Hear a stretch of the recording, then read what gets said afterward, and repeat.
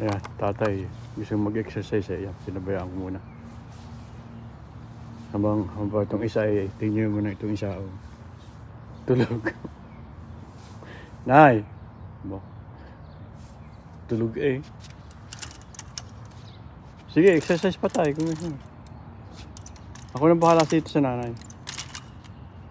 Huwag nang kayo lalabas ng kalsada at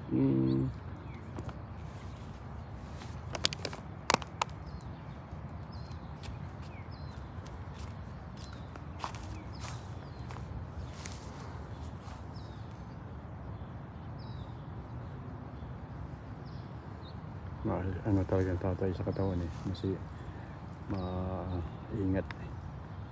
Maalaga.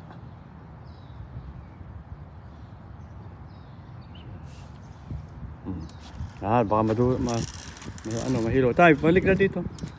Huwag sa labas.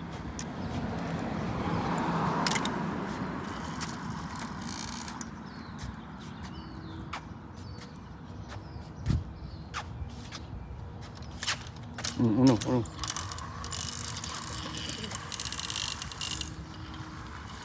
Nay. Uy, ikaw naman mag-exercise. Nay, ikaw naman mag-exercise. Ikaw naman ang mag-exercise. O, kayo naman magtulak sa tatay. Uwi nyo na ako sa loob. O, sige. Wala pang 5 minutes eh. Pag 5 minutes na.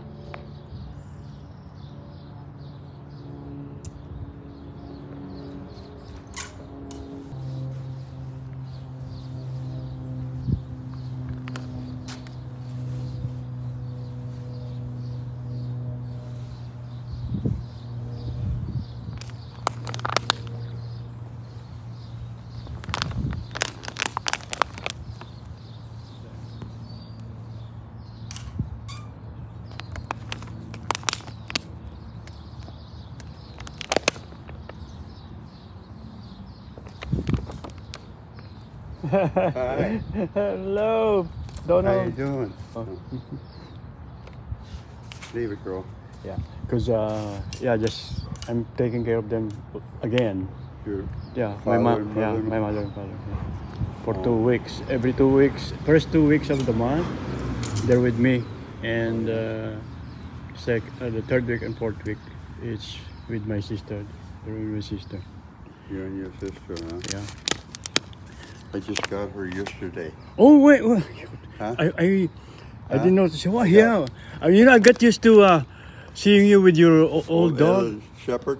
Uh-huh. Yeah, I got her. They're going to put her down. My granddaughter, girlfriend, works at that kennel way out on as you go up the Grapevine. Yeah.